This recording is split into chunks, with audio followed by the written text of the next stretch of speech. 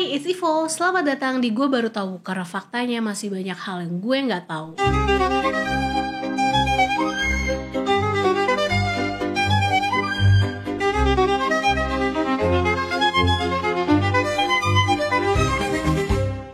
So guys, akhirnya kita masuk ke era baru peradaban manusia nih guys. Jadi setelah di episode sebelumnya kita fokus sampai ke tahun 1000 sebelum Masehi. Nah, seperti janji gue di episode terakhir bahwa sekarang kita akan memulai cerita peradaban dan drama-drama dunia di periode 1000 sampai 500 sebelum Masehi. Nah, di episode sekarang gue mau kembali lagi kita fokus di wilayah Timur Tengah yang salah satunya adalah Mesopotamia. Jadi nggak pakai lama-lama lagi, let's find out.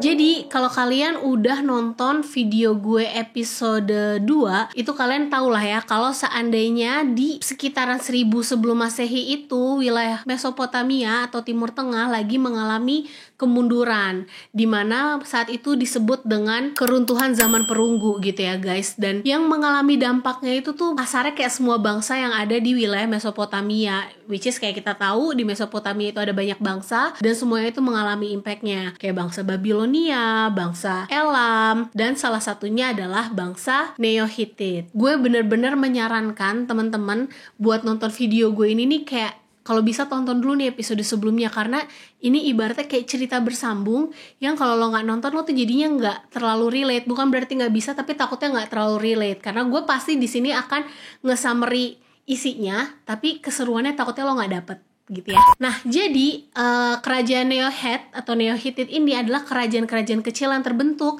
setelah kerajaan Hittite mengalami kemunduran. Tapi seperti yang kita tahu ya, karena mereka bentuknya itu adalah kerajaan-kerajaan kecil, jadi belum ada kepemimpinan terpusat, tentunya kerajaan Neo-Hittite ini sering mengalami konflik saudara gitu ya guys. Jadi mereka tuh sering lah terjadinya perebutan wilayah, perebutan kekuasaan. Jadi ibaratnya hidup mereka tuh jadinya nggak damai gitu guys. Wilayah kekuasaan terpenting ada di wilayah Karkemish dan Melit yang memiliki istana dan kuil yang super megah guys.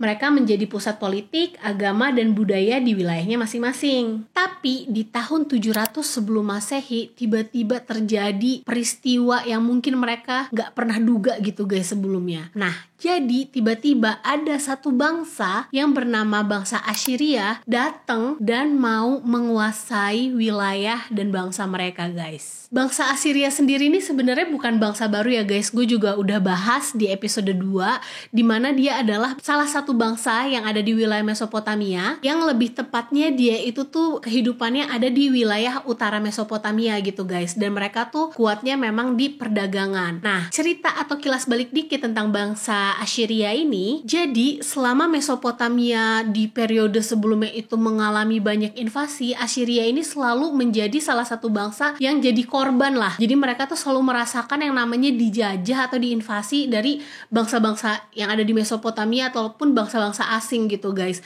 Dan akhirnya selama beratus-ratus tahun diinvasi terus, mereka akhirnya capek kan guys. Akhirnya mereka tuh kayak merubah fokus kekuatan mereka gitu, yang sebelumnya mereka kuatnya di perdagangan, akhirnya mereka mencoba untuk merevolusi militer mereka guys. Mereka tuh kayak mempelajari teknik besi gitu ya, memanfaatkan besi menjadi senjata. Terus mereka juga memperbaiki militer mereka, membangun pasukan-pasukan yang kuat, dan akhirnya mereka berhasil mendominasi menjadi salah satu militer terkuat yang ada di Mesopotamia di tahun tersebut. Hingga akhirnya di tahun 900 sebelum Masehi mereka pun akhirnya menjadi sebuah kekaisaran dan kerajaan baru yang disebut dengan kerajaan Assyria baru. Ibaratnya kalau ini adalah brand gitu ya, mereka udah nge-rebranding diri mereka menjadi kerajaan atau kekaisaran dengan militer yang dominan dan kuat. Tapi meskipun mereka brutal dalam perang, mereka juga maju loh guys dalam arsitektur dan dalam ilmu pengetahuan. Kota-kota besar mereka seperti Nimrud dan Nineveh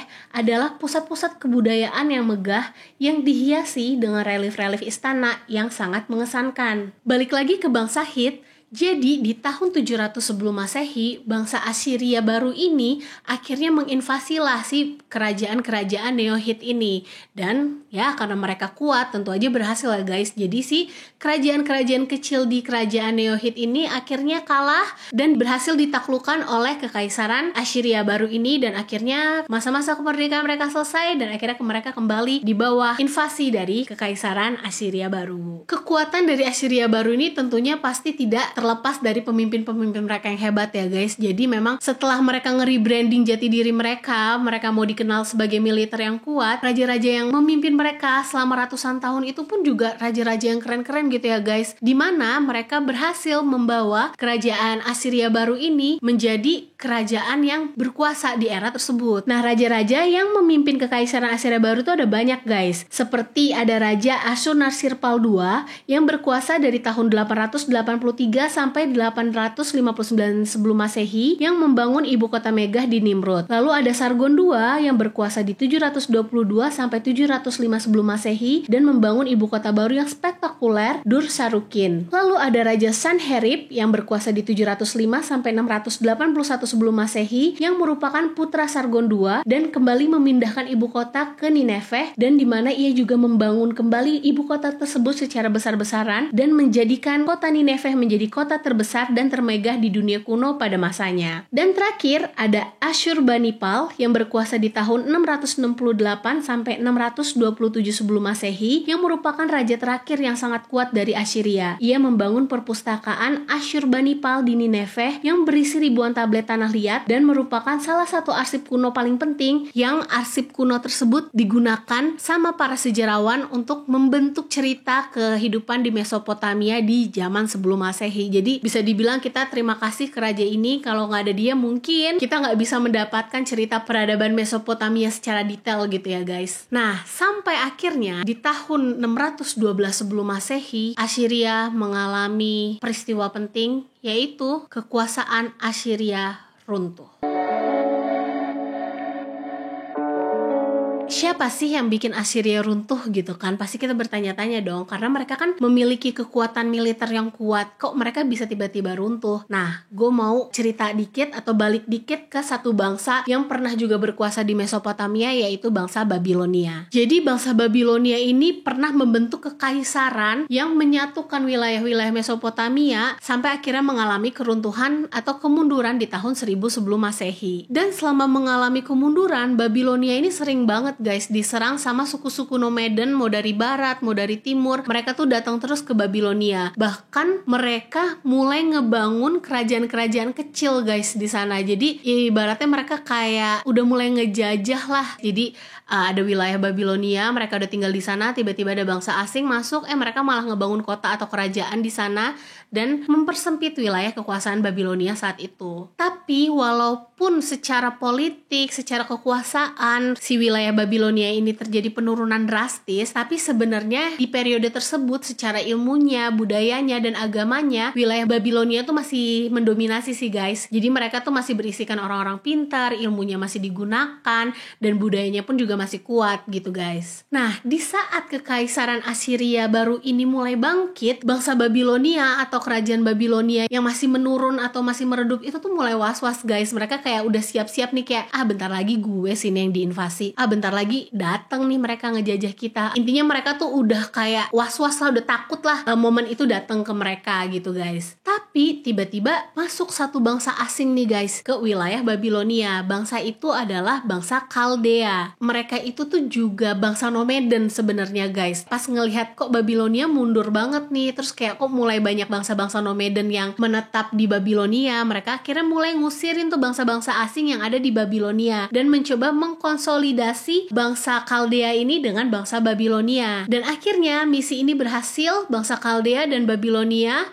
berhasil berkonsolidasi di tahun 626 sebelum Masehi. Dan pada tahun yang sama, seorang raja dari Kaldea yang bernama Nabopolassar akhirnya mengambil tahta kerajaan Babilonia yang memang saat itu lagi pemimpinnya ibaratnya memang lagi nggak kompeten. Akhirnya kekuasaannya diambil dan akhirnya dia mendeklarasikan diri dia sebagai Raja Babilonia. Di tahun 616 sebelum Masehi, tepatnya 10 tahun setelah Raja Nabopolassar berkuasa, dia akhirnya mulai memiliki keinginan atau misi untuk semakin berkembang gitu guys kekuasaannya, nggak cuma di Babilonia doang. Apalagi dia ngelihat nih bahwa ada kekuatan dominan di Kekaisaran Assyria baru. Tapi dia tahu diri, dia kayak sadar gitu bahwa militer dia tuh nggak sekuat Kekaisaran Assyria baru. Tapi dia nggak nyerah, dia malah mencoba memikirkan strategi gimana caranya biar dia bisa meruntuhkan kerajaan atau kekaisaran Assyria baru. Yang dia lakukan adalah dia mencari sekutu. Jadi dia kayak oke, gue gak bisa sendiri, berarti gue harus cari temen yang jago perang, gue harus nyari partner yang bisa nge-support gue untuk nge-invasi atau ngelawan si bangsa atau kekaisaran Assyria baru. Dan sekutu yang dia pilih adalah bangsa Medes yang berada di wilayah, kalau dilihat dari peta sekarang tuh kayak ada di kisaran Iran kuno. Dan bangsa Medes saat itu memang juga lagi mengalami kenaikan dan mereka juga amat sangat tidak suka dengan kekaisaran Assyria baru. Jadi saat diajak untuk bersekutu untuk menyerang Assyria baru, mereka setuju guys, karena mereka juga menganggap kekaisaran Assyria baru itu sebagai ancaman gitu di Mesopotamia. Mereka kan udah pernah nih yang namanya diinvasi sama bangsa lain, kayak tiba-tiba kekaisaran Akkadia mereka harus jadi di bawah pimpinan Akkadia, pas zaman Babilonia mereka harus di bawah pimpinan Babilonia. Nah di saat sekarang mereka lagi merdeka,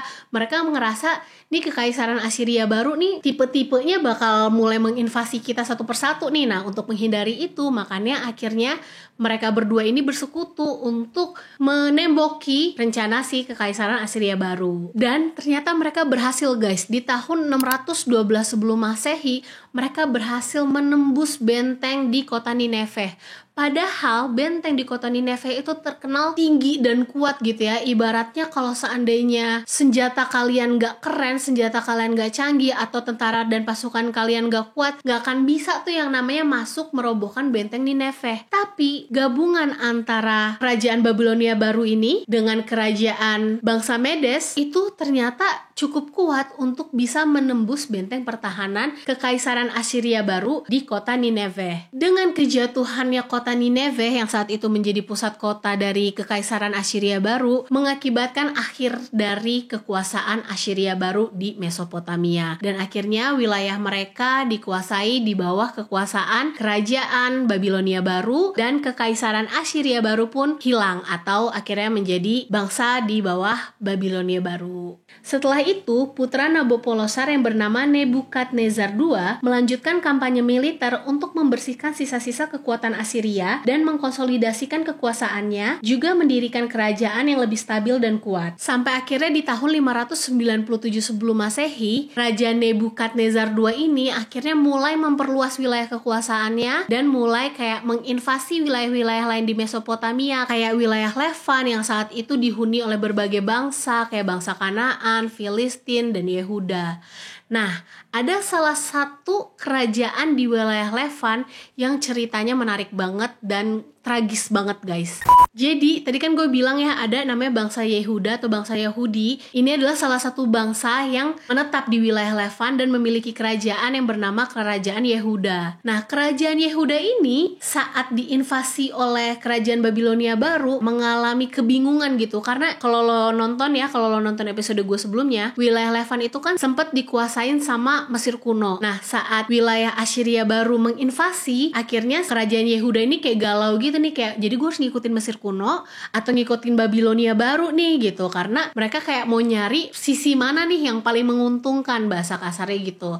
Nah singkat kata, mereka itu kalau ke kerajaan Babilonia baru tuh yang kayak ala-ala gue dan bangsa gue akan setia dengan kerajaan Babilonia baru, ibaratnya kayak ngejilat gitu ya guys. Tapi ternyata di satu sisi yang mereka lakuin adalah mereka suka ngebrontak guys, dengan harapan saat mereka ngebrontak mereka akan dibantu sama kerajaan Mesir kuno. Jadi mereka tuh berkali-kali ya guys mencoba melakukan pemberontakan, dan itu benar-benar bikin Nebukadnezar bete banget. Nah sehingga di pemberontakan terakhir yang dipimpin oleh Raja Zedekiah itu tuh udah gak ada ampun lagi, udah gak ada maaf lagi. Raja Nebukadnezar II itu udah marah banget, udah gak mau lagi ngasih kesempatan, dan akhirnya dia membuat sebuah keputusan yang besar dan menyeramkan buat bangsa Yehuda guys. Jadi di tahun 586 sebelum Masehi, Raja Nebukadnezar dan tentaranya menyerang kerajaan Yehuda dan berhasil menjebol pertahanan kotanya. Pasukan Babilonia baru berhasil memasuki Yerusalem dan memulai penghancuran. Mereka meratakan kota istana, rumah bangsawan, bahkan kuil Salomo atau Solomon's Temple yang merupakan pusat ibadah dan identitas bagi bangsa Yehuda. Nggak berhenti sampai situ, setelah kotanya dihancurkan, diporak-porandakan, Raja Nebukadnezar ini mengeluarkan perintah di mana dia meminta penangkapan untuk kaum-kaum elit dari kerajaan Yehuda. Jadi kayak rajanya, bangsawannya, ahli agamanya itu semuanya dikumpulin dan dideportasi. Jadi mereka nggak boleh lagi ada di wilayah Levan atau di kerajaan Yehuda. Mereka diasingkan dari wilayah mereka gitu ya guys. Dan akhirnya kekaisaran Babilonia baru ini nih benar-benar berhasil memberikan warning gitu ya ke bangsa-bangsa yang ada di Mesopotamia untuk jangan berkhianat deh sama gue gitu, jangan macem-macem deh, kita damai-damai aja, lo ikutin gue ya udah hidup lo tenang, bahasa kasarnya gitu kali ya guys. Di periode itu akhirnya salah satu masa keemasannya kekaisaran Babilonia baru, mereka secara kehidupan akhirnya mulai mengembangkan ilmu pengetahuan, arsitekturnya juga semakin berkembang. Bahkan ada salah satu legenda yang masih diperdebatkan, ini tuh fakta atau mitos, yaitu jembatan gantung Babilonia. Dipercaya jembatan gantung Babilonia itu dibangun di periode ini gitu guys. Jadi ini ibaratnya periode keemasan baru bagi Babilonia. Tapi sayangnya periode keemasan ini nggak berlangsung lama guys. Maksudnya biasanya kan berlangsungnya sampai 100 tahun gitu. Ini nggak cuman puluhan tahun doang guys. Karena di tahun 539 sebelum Masehi, kekaisaran Babilonia baru mengalami kehancuran karena mengalami invasi dari salah satu bangsa kuat yang tidak pernah mereka duga sebelumnya. Dan by the way, dengan kehancurannya Babilonia ini menjadi akhir dari kekuasaan Mesopotamia di dunia kuno. Nah, pertanyaannya sekarang, siapakah bangsa atau wilayah mana yang datang dan menghancurkan Babilonia baru yang waktu itu lagi naik-naiknya? Mereka adalah bangsa Persia guys. Lo pasti mikir kayak, ini bangsa apa lagi ya Allah gitu ya.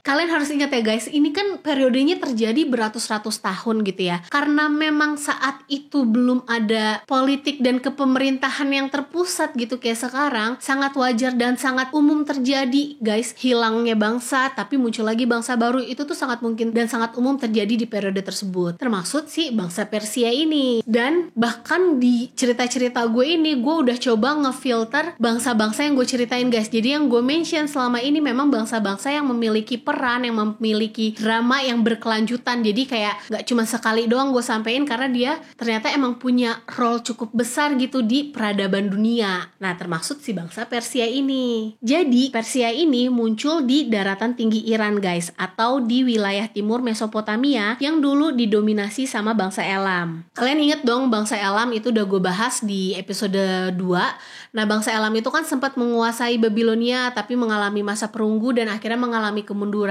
Nah, di momen si bangsa Elam mengalami kemunduran, akhirnya wilayah tersebut dipimpin sama kekaisaran Media. Nah, bangsa Persia ini adalah bangsa yang tinggal di kekaisaran tersebut. Bahkan bangsa Persia ini merupakan bangsa dari bawahannya kekaisaran Media. Jadi mereka tuh waktu itu belum jadi bangsa elit lah guys, masih jadi bangsa yang dikontrol oleh si kekaisaran Media gitu guys. Sampai akhirnya di tahun 550 sebelum Masehi, ada seorang pemimpin luar biasa yang bernama Cyrus Agung atau Cyrus the Great yang memimpin pemberontakan yang mengejutkan melawan Raja Media saat itu. Dengan kemenangan yang cepat, ia nggak cuma ngebebasin bangsa Persia guys, tapi juga ngambil alih seluruh kekaisaran Media. Tindakan ini menandai lahirnya kekaisaran Achaemenid atau yang paling banyak dikenal sebagai kekaisaran Persia. Nah, jadi kekaisaran Persia ini akhirnya mulai menunjukkan kekuatannya tapi dengan cara yang berbeda guys. Jadi kalau seandainya sebelum-sebelumnya di Mesopotamia kalau diinvasi itu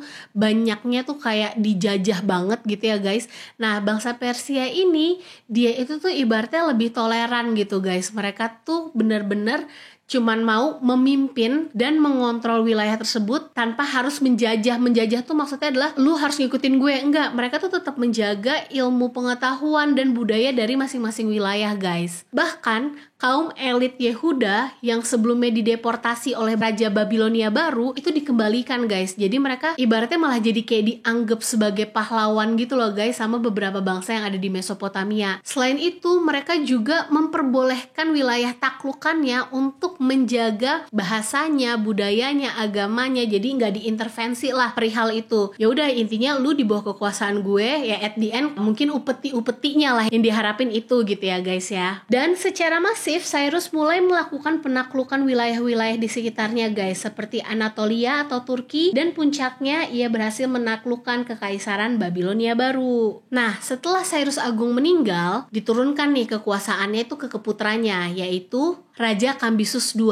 Nah, si Raja Kambisus II ini mulai melanjutkan misi dari ayahnya, guys, dimana kan dia mau memperbesar kekaisaran Persia. Nah, akhirnya dia mulailah melipir lagi nih ke wilayah Mesir. Dan surprisingly, mereka berhasil menaklukkan Mesir di tahun 525 sebelum Masehi melalui perang yang dinamakan Perang Pelusium. Long story short, kekaisaran Persia ini akhirnya benar-benar berhasil menjadi kekaisaran besar, guys. Kayaknya dari yang gue ceritain dari episode-episode sebelumnya, ini adalah kekaisaran yang wilayah kekuasaannya paling luas, guys, karena dia berhasil menaklukkan wilayah dari Laut Asia sampai India. Kebayang nggak seluas apa wilayah kekuasaannya?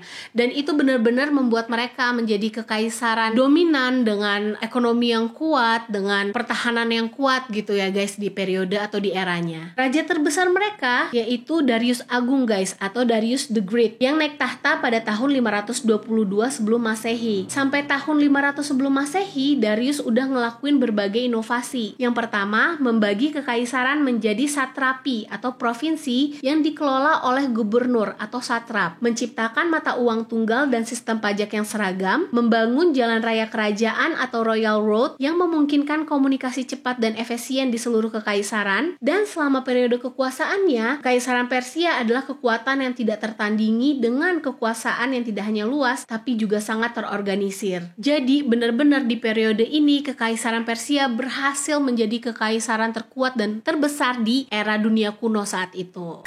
And that's all for now, guys. Jadi itulah drama yang terjadi di wilayah Timur Tengah atau Mesopotamia setelah terjadi pergantian-pergantian kekuasaan. Diakhiri di tahun 500 sebelum Masehi ini, Mesopotamia ada di bawah kekuasaan Kekaisaran Persia. Itu diingat-ingat ya, guys, karena itu berarti yang akan jadi kelanjutan di periode selanjutnya. Sumpah banyak hal yang baru gue tahu setelah gue bikin video ini, tapi tetap kalau ada informasi gue yang salah atau ada informasi gue yang kurang akurat, please kasih tahu gue di kolom komentar biar gue makin tahu, biar gue nggak salah lagi. Oke, guys, jadi stay tune terus di episode Gue Baru Tahu selanjutnya karena masih banyak cerita seru dari masa lalu yang bisa bikin kita haheho bareng-bareng.